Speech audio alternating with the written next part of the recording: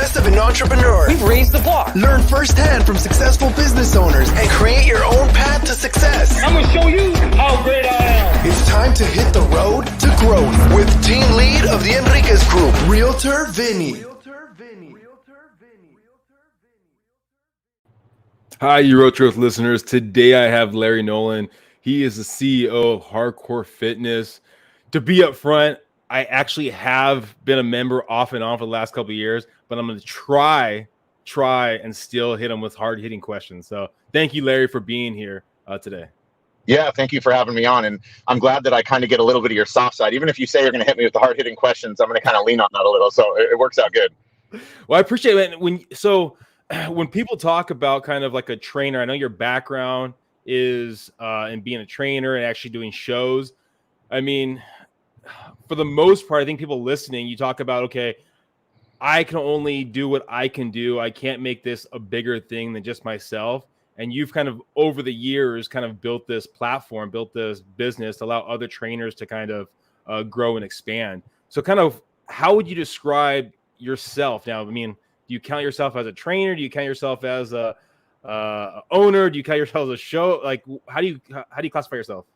Yeah, I mean, I guess it's a good question, and I think it would be different if you were asking what do other people categorize me as, or what do I see myself as. I'll always see myself as a trainer. The funny thing is, if you call my phone right now, my personal phone, it's still my old voicemail where I say, "Hey, I'm probably training a client right now. I'll get back to you." And everybody said over the years, why don't you change that? And I'm like, I don't know. I still, even though I'm not out training a client likely, it still is how I see myself. So I don't mind that being my voicemail. That's always been my passion. And so, I'll always kind of see myself two ways. One is the kid that was struggling, that had a dream, and two as a trainer. And those are just, no matter where we end up, I kind of always still see myself that way. Well, let's rewind, man. Let's talk about that kid. Was that kid into fitness? Who was a young Larry? Yeah, when I was 16 years old, I was diagnosed with rheumatoid arthritis and Raynaud's, which is a circulatory disorder. I was told, you're going to take all these corticosteroids. You'll never play sports or exercise. We couldn't even get insurance. It was like, you're gonna die at a young age, because there's two different types of the ailment. Mine was considered to be the secondary form, the more severe form. So I went against the grain, didn't take the medication, and I went into the garage at 15 and a half, 16, and my dad had given me an old rusty standard weight set. And I just started exercising, experimenting, and over a period of time, my flare-ups went away. All my ailments went away, and I just fell absolutely in love with fitness. I was 16, so I wanted to look better because I was a little bit overweight when I was a kid. So I did enjoy the aesthetic part of it and the confidence part. But the big part that made me fall in love was the fact that I didn't have to take these medications. I never had to go back to my rheumatologist. Well, I went back a few years ago to get, had to go through it again to get a new insurance. And they had said, we wouldn't even guess that you have it anymore because all of these symptoms are gone. So, I mean, that was the thing. And from that point on, I went and used a fake ID at 16 to become a trainer at 24 Hour Fitness. You had to be 18 at the time. So I used my roommate's cousin's military ID that looked like me. And the rest was history. I'd been a trainer in training since that time on. So you're 16 years old. You just started training. I mean, in that year, what basically turned you on to become a trainer? Was it simply the money aspect of it, looking good? Was it kind of learning more stuff, or what was the idea behind it?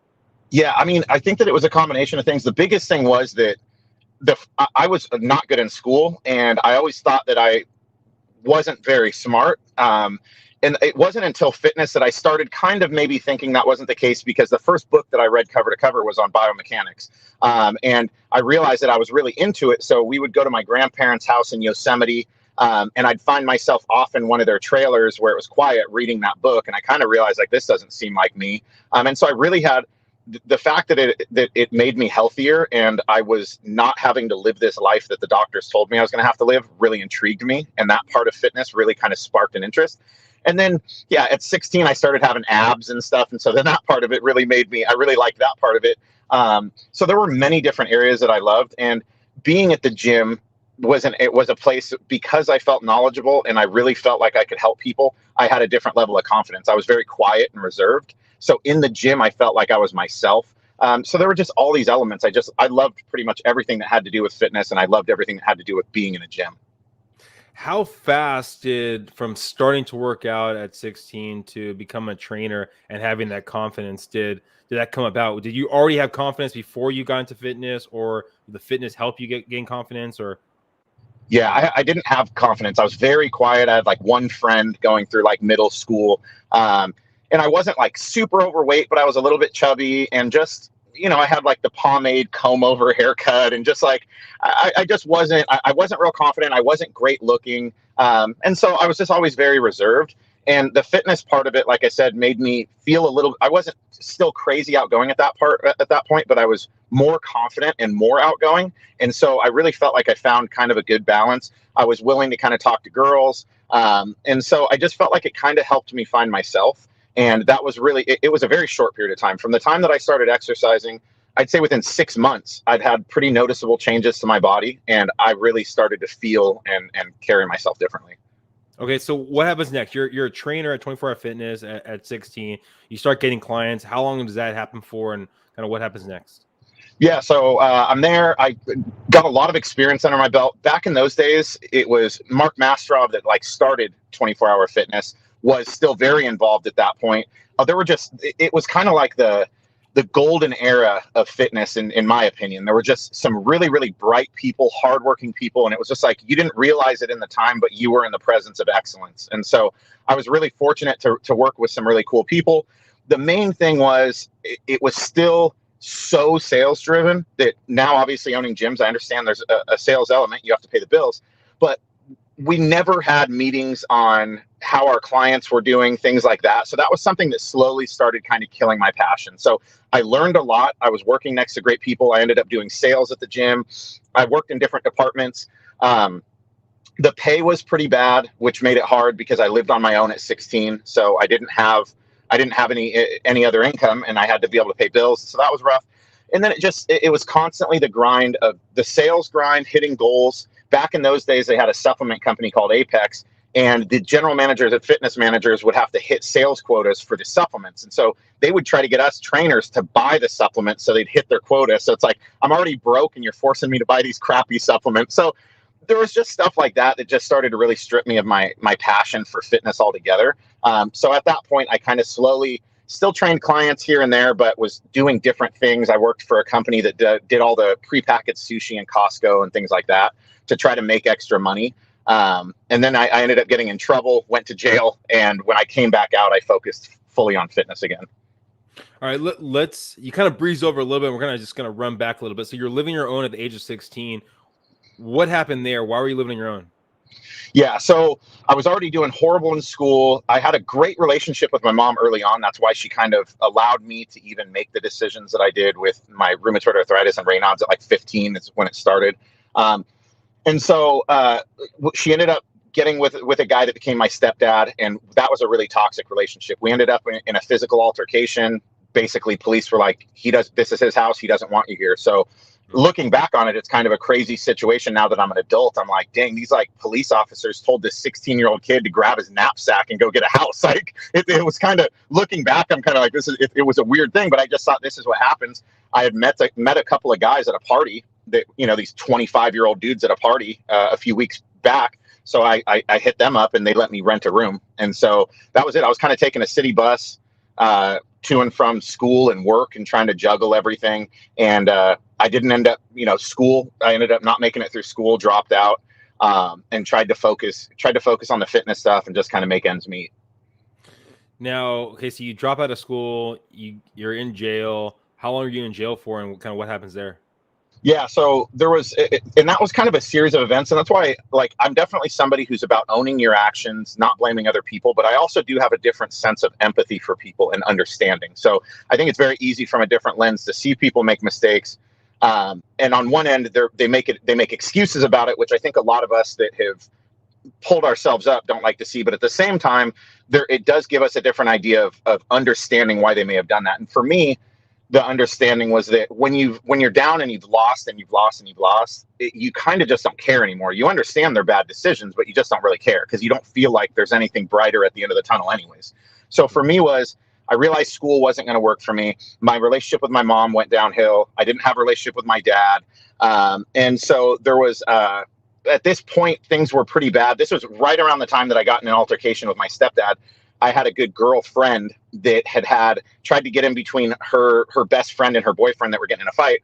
And the boyfriend pushed her, told her he was going to beat her up. I saw him at the gym and just kind of asked, I thought maybe it was the heat of the moment. So I asked him, hey, were you just mad, or are you actually going to punch her next time you see her? And he said, no, yeah, I'm going to punch her next time I see her. So I said, okay, you want to punch me instead? We can go outside. It was one of those things where one of those altercations, it could have 99 times out of 100 would have been two guys that got in a fight in a parking lot and walked away, but he got hit the wrong way and it blinded him in one eye. And so that situation, I just knew at that point my life was not going to be a good situation. I ended up getting in another fight where somebody got hurt.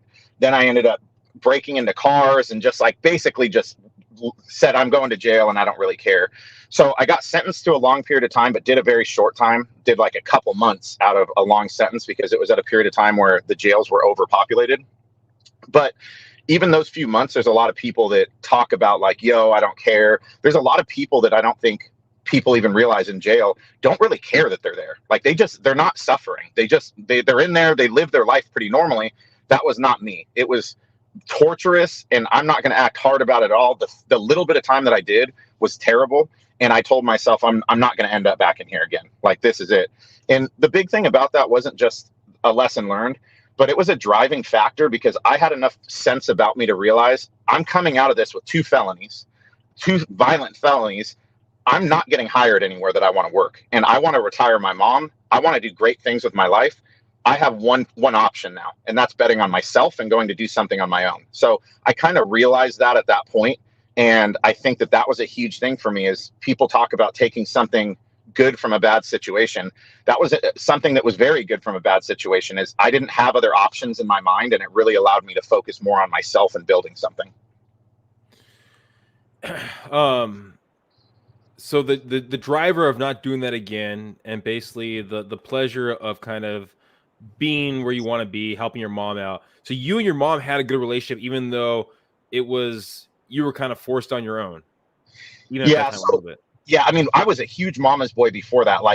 I thought a normal weekend was watching Days of Our Lives soap opera with your mom. I just was a mama's boy, and I loved hanging out with my mom. So even though I was really upset about my stepdad would create lies and try to get her to believe stuff. And so there was a lot of manipulation that went on. So I was frustrated with my mom, but even at that time, if she could bring over $20 to the house I was living at, she was always, you could tell she was in a weird spot. So we still had that relationship. And I knew that a big thing was he would get in fights with her and say, great, get in the car and leave. You have nowhere to go. And we'd end up on the side of the road in this car, and she'd be crying, and we'd have to go back because that's the house and he holds all the cards. So I always had this dream when I was a kid to tell her. My biggest dream was to pull up to a house one day and tell her, this is yours and nobody can hold it over your head and no one can take it from you. And that'll always be the greatest moment of my life is I was able to do that. I bought my mom a house, put a bow on the front of it, and we drove up. And I was able to whisper in her ear, this is yours and no one can ever take it from you. So that was, even though there was times where I was very upset, times where I didn't like how she responded, I knew she was in a bad place. And my dream was still always to take her out of this really tumultuous place so that she could be who she is and make the decisions that I know she wants to make. Okay. So let's rewind. So you're back on track. You know no one's going to hire you because you have 2 felonies. Now, what happens next? You go strictly back to training, or what happens next? Yeah. So then I came back out. I knew that I had to kind of just go where I could at that point to start making money immediately. So I went back to another commercial gym, went back to LA Fitness at that time, and knew some people there. So I was able to get hired. And the idea was get my feet wet and kind of see where I'm going to go from here. I wasn't looking at only fitness, but I knew that I had to be an entrepreneur. I had to do something. So I started training, and shortly after being there, I met my now wife, and she was the head of finance for Mercedes. She was 7 years older than me, gorgeous, very successful, made $25,000 a month. She was, what I considered way out of my league. And even being at a gym and always being around very pretty women, she made me uncomfortable, made me sweaty, made me stutter. And she would tell me, I've had trainers since I was young. You're the best trainer I've ever had. It's amazing that you don't have your own training studio. And so she kind of gave me this confidence from our first session. I left that session, told the front desk guy I'm going to marry that girl, and I was totally crazy about her from that first session. Within 2 weeks, we lived together, and we were together after that, after meeting only for 2 weeks. And she pushed me and said, "Look, you need to go off and do your own thing." So at that time in 2007, CrossFit was just getting started. No one had really heard of it, and there weren't boot camps. It was basically a few personal training studios that you may find in a town and commercial gyms. So I didn't really have anybody to emulate. I didn't really know what to do. And I had no money, and I had no financing. So I just went to a city park. I had my mom come, and then my now wife. They were my first 2 clients. And I just kind of grassroots trial and error and kind of moved one client at a time through things at that park. How were you pulling clients from there? Was it strictly word of mouth? Were people walking by asking what's going on, or what was the process?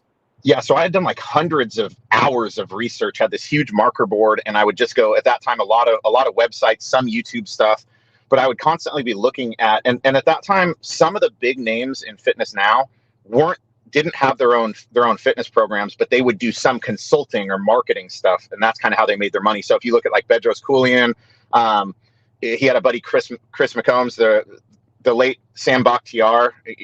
They were all big at that point of promoting different marketing techniques and things like that. So I would kind of go to their stuff and see some of the free info they would give out. I would go to other people's websites.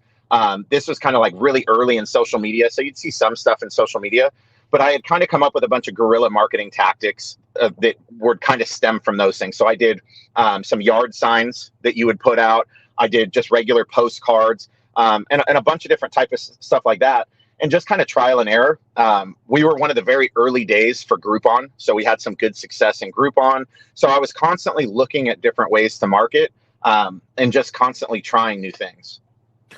Now, being that you when you first started, it was just your mom and your now wife, you probably weren't getting that much income coming through. So were you doing a side gig? How are you making money to even do the advertising or even to live? Yeah, I mean, long story short, we didn't. We ended up losing our home at that time when obviously we started during the recession in 2007, 2008.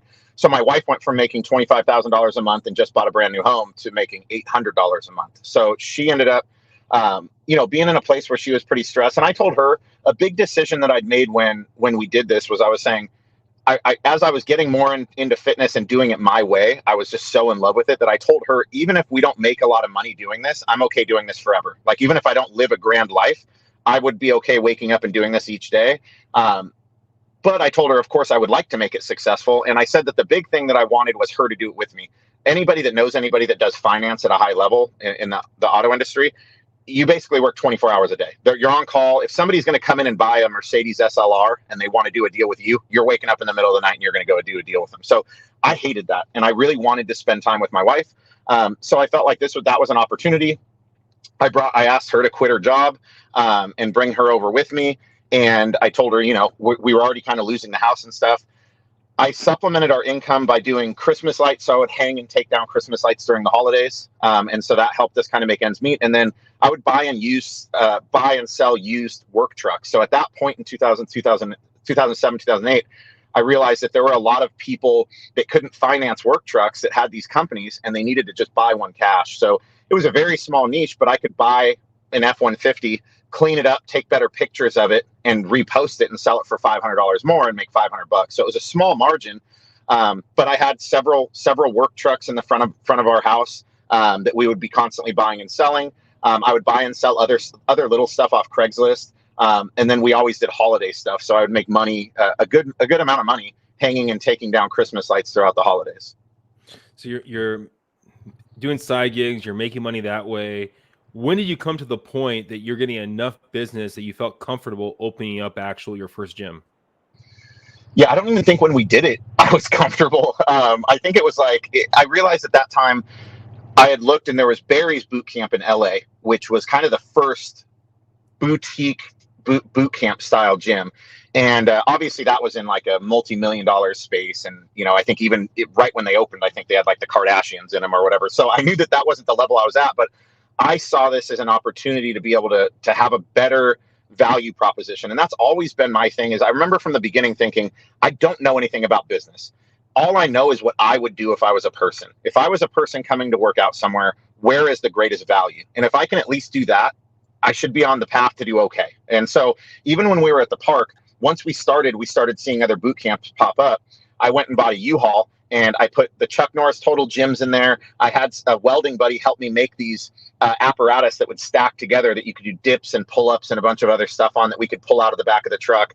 I had dumbbells up to 65 pounds and benches. So you would see people at the park doing full-on workouts that were at an ability that these other boot camps didn't have. So I was always very intrigued by that point. Being passionate as a trainer, how do I offer better workouts? How do I scale better? So what the indoor space was a huge appeal to me was, even though we don't have a lot of clients, even though we don't have a lot of money, this is going to be a better value proposition that's going to help us get there. And so I just one day after our classes, I was sitting in the U-Haul truck. I was the weird guy that would drive this big U-Haul up to Starbucks, and people are like, I don't know if this guy lives in this thing, but it's a very strange sight to see this guy in this huge U-Haul pull up to the Starbucks. But I would work from there in between classes, and I started just looking on LoopNet, and I found a space nearby, talked to the people, and it was now looking back, a very weird situation, because getting into a space isn't normally that easy. But within like a day and talking to them, they were like, yeah, sure, you can take the space.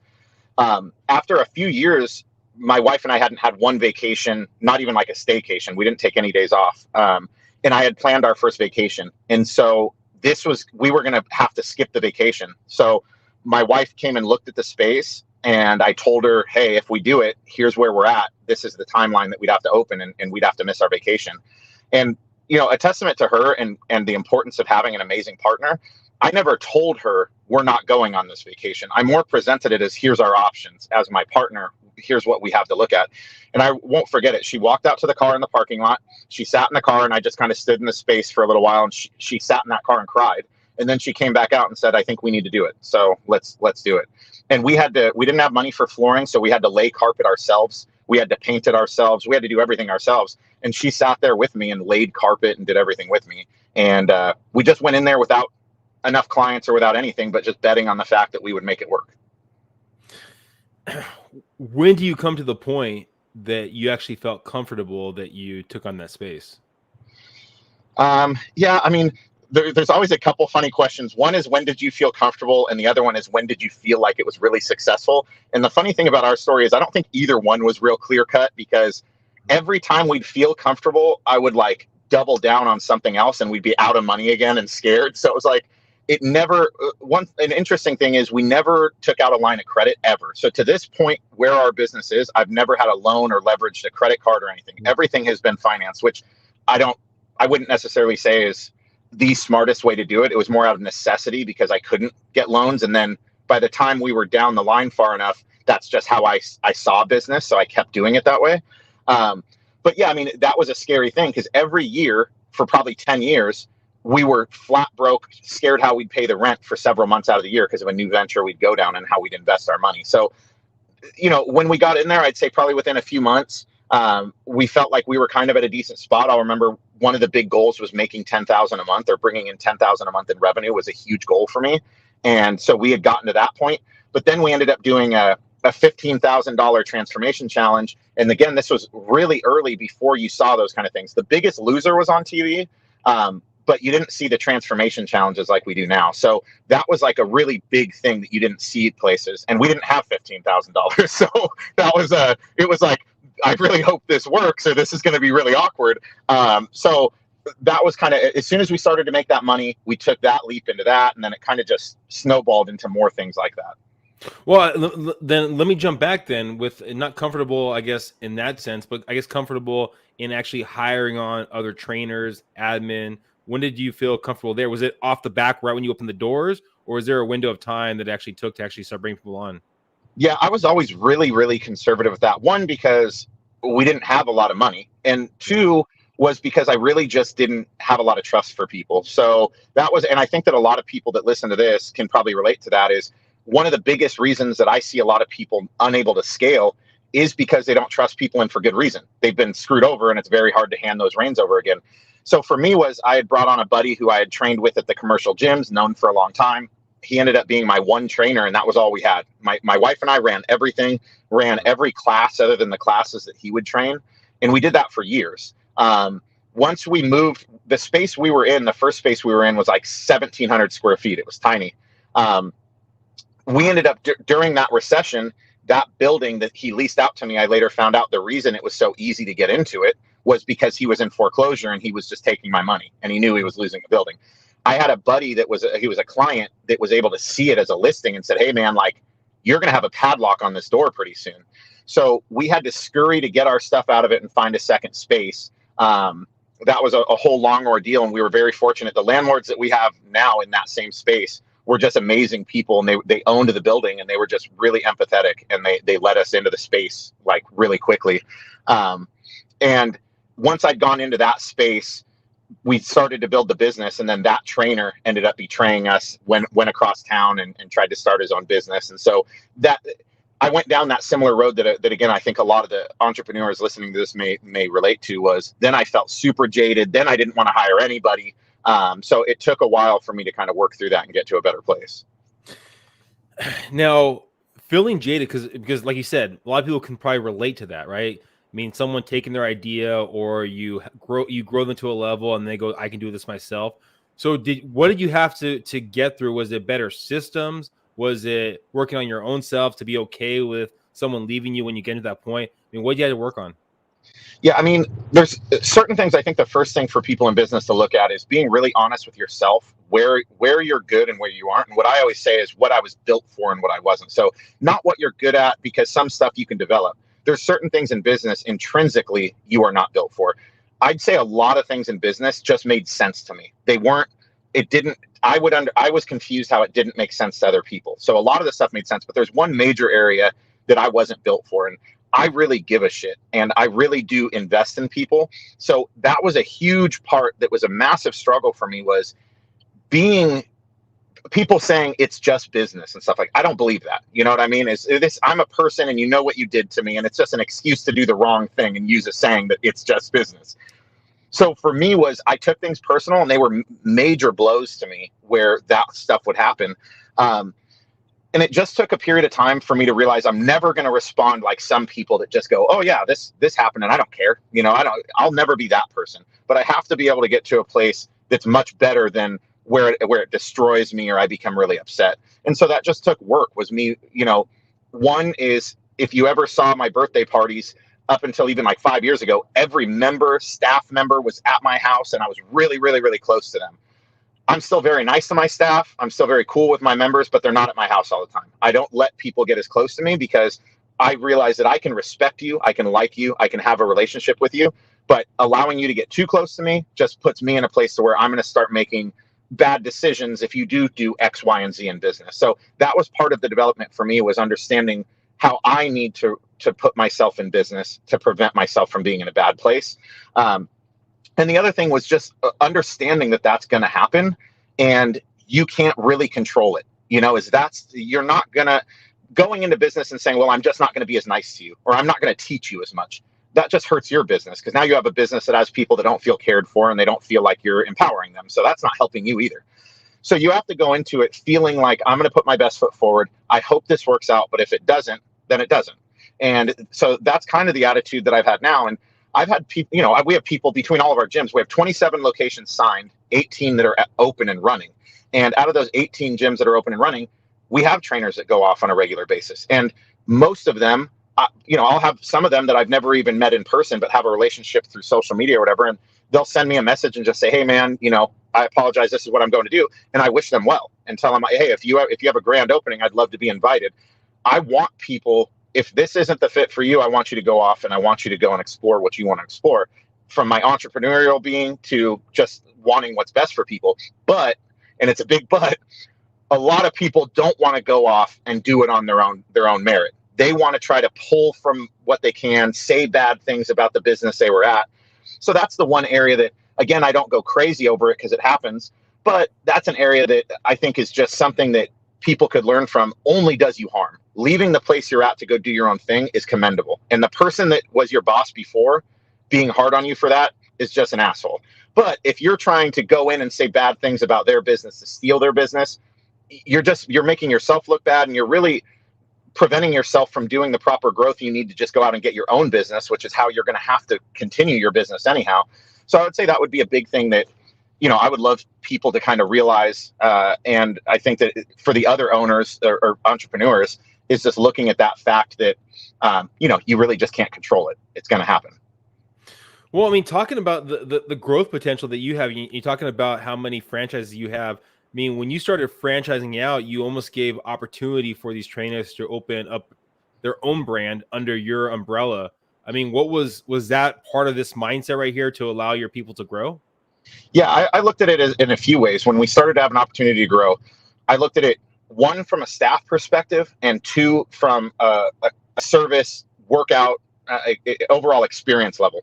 One is I understand the amount of love that I put into my location was more so than any place I worked at, not because I didn't care about where I worked, but there's just something different about owning it. So even if you're an amazing employee, you just go an extra little bit when you own it. And so that's something I wanted. If I want to be successful at this, I want the people that run these locations to work as hard as I work for my location.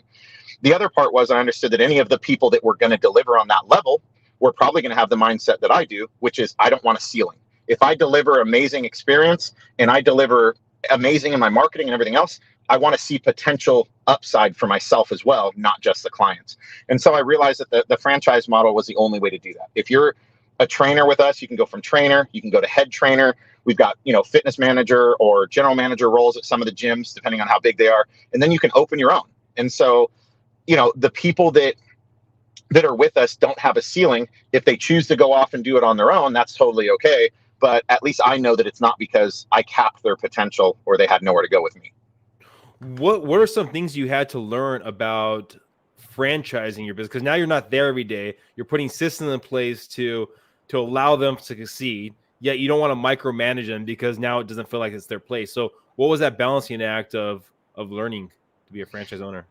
Yeah, I mean, it's super, super hard. One is picking the right people is a huge thing. So we've gone through some relationships that didn't work, and we had to work through those to get to relationships that do. In the beginning, I can see people making two mistakes. One is you choose people out of the kindness of your heart because they're your buddy, because they're somebody that's a friend. And the other opposite side, the polar opposite, is you choose because they just have the money. And both of those can be equally as bad. Picking somebody that you really like but doesn't have the propensity to do this to a high level is really setting you up for just a bad situation. Taking somebody that just has the money but doesn't have the skills to do a great job is putting you in just as bad a spot. So it's really trying to, we have questionnaires and interview process now that's much better at helping us find the right fit. So I can understand by the time we've talked to you and you've filled out these personality questionnaires and these other things, you likely are going to be a good fit. Where it's not guaranteed, but it absolutely would have weeded through some of the people in the beginning that just absolutely were not. The other thing is I think that for a lot of entrepreneurs, we're doers. So they make sense to us and we do it. We wake up, we do this in our business. You don't realize how much you do that is an actual detail. So from how you open the cash register, how you do your inventory, there's so many small details that I can't even think of in each type of business, but that would be stuff that you would never think about training somebody on, because we have that word that I think very, very difficult in franchising, which is common sense, is that they'll know how to do that. They'll just understand that. Well, what you know doesn't necessarily translate to what somebody else knows, even if you feel that it's a minuscule detail or something that they should understand. So that was a big thing for me, was understanding how detailed you want to be and need to be successful. To make that franchisee successful. And the other big thing was how people learn. So, we now have portals that are video training that have tests at the end of each portal for video training. We have just audio, we have written, just everything's in documents. So some people like to read, some people like to listen, some people like to view. And then we do in-person training as well. So we do a 40-hour franchise training as well as workshops and seminars afterwards. So those would be two big things that I would say, is picking the right person and understanding how you're going to execute that. And then the other part is making sure that your material is very, very detailed and that it's in a way that people can learn depending on how they like to absorb that type of material. Where do you go next? Where do you take yourself, and where do you take hardcore in the next 5 years? Yeah, I mean, right now, a big goal that we had was our holistic approach. So I wanted to be able to have a really, really great online portal that was just free to our members. So I don't want to create a lot of stuff that necessarily creates a lot of extra fees. But again, as the value proposition isn't just what I think makes us different, but it's what I like to wake up in the morning and do. I've never had a corporate meeting with our corporate staff to talk about income. Hey, this year we need to open this many gyms or make an extra 10 million. We've never had a single meeting setting goals on that kind of stuff. Every meeting is, how do we make things better? How do we come out with new stuff or do things in a better way? That's what really drives me and makes me excited. So, we just launched our live and on-demand workouts are free for all of our members. So that's something that was cool. So we developed the site for that. I now have a handful of pieces of equipment that we've been working on for the last 4 or 5 years that are all patented, that are not only going to be put into the gyms to allow us to do anything from a hack squat to a pendulum squat and all these other really cool, unique movements you won't see in any other group training, but I'll also be selling those to the public as well. So, I see the ultimate model for me that excites me is something that is truly better in what we're doing, where somebody sits down, and if I'm talking to you and I sell gym memberships, I'm going to sell you a gym membership because that's what I do, not necessarily because that's what you need. And I see a vision where I could sit down with you and go, hey, we have this at-home model. Maybe we should put you through a demo on that. You seem like somebody who prefers to be in your home setting, prefers to work out. You would have a difficult time getting to the gym. So instead of having competing areas of fitness, we would have it all under one roof. And you could come in and go through a demo on one of the home units. You could go through a demo or an assessment and try out the classes. We have the online program.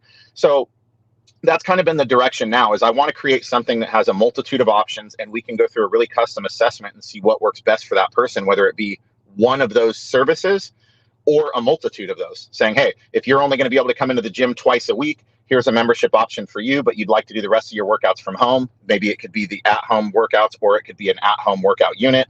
So really just creating a different way that we approach selling gym memberships or selling fitness equipment, not coming from a perspective I'm selling it because I make money on it, but really coming from a place of I'm selling it to you because it's genuinely what you need. And now we've gone through this assessment. I've guided you into what you need, and I'm going to give you these options.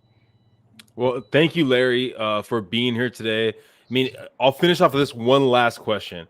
Is there any advice you would give to your younger self that just got out of jail that maybe might get you to where you are now, maybe a little quicker? Oh man, so much advice that I would have given to him. Yeah. I guess while there's a lot of advice that I could give him, I would say that I don't think that I would have necessarily changed anything, because the stuff that I did wrong, which was most of what I did, I learned from. So, I would probably let him keep going down that same course, because I'm not one of those people that probably would have learned from what the old guy would have told me anyways. But yeah, I mean, I would have definitely just said that the biggest advice that I would have given, not necessarily something, I guess, to get there faster, but would have been to get there with less struggle, would have said just to trust yourself. And, even if other people don't see it, you seeing it is enough. And that was one of the biggest struggles I think I went through, was a lot of friends and family would make fun of me. And I'm at a park and I'm a grown man with 2 clients in a U-Haul truck. And it was very defeating. People would feel that I'm crazy and this makes no sense. Nobody does these group fitness things. So it was a constant battle to keep my vision clear and push past it when they're like, you're losing your home, you're losing your cars. So I think that that's a battle that a lot of other entrepreneurs might be facing. And it's okay if other people don't see your vision, and it's okay if other people think it's crazy. Most of the stuff that we look at today that's really awesome was once seen as crazy. So I would have told my younger self, just go with what feels right. And it's okay if everybody doesn't see it. One day they're going to wake up and it's going to be undeniable that what you were talking about was true and that it was real. Thank you again, Larry. And if people are listening, what's the best way of them finding more information about hardcore? If there's a hardcore in their location, or maybe if they want to start a franchise in their area? Yeah, hardcorefitnessbootcamp.com. And you can go there to fill out an inquiry for franchising, or just get more information on the program. Or they can hit me up on my Instagram too, just hardcorefitlarry. I respond to all my DMs and stuff off of there also. Perfect. Thank you again, Larry, for being here. Hopefully everyone listening got some great nuggets. I mean, from someone at a young age that maybe health wasn't there, confidence came out of fitness. And, you could be somewhere right now where maybe you don't have the confidence. Maybe working out's going to get you there, or having someone in your trusted corner. I mean, even basically kicked to the curb Larry at a young age, still had the confidence, now found a wife, right? Back in the day that basically had the confidence in too. I mean, having someone in your corner can be a huge thing. So be open. There's probably someone that wants to be in your corner. Just allow them in, and the world's your oyster. Thank you guys for listening. Please subscribe, please share, and go to Hardcore Fitness. Thanks, guys.